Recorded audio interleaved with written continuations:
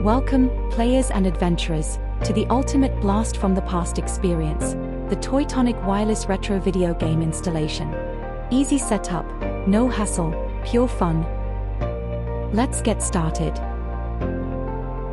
Insert the wireless receiver into the USB port of the game stick.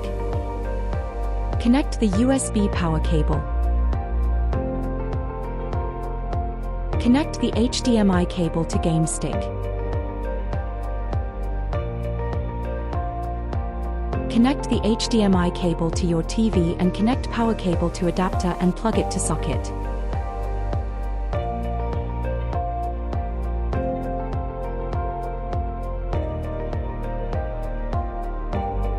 Stay within 10 meters, 32 feet, of the wireless receiver for the best connection.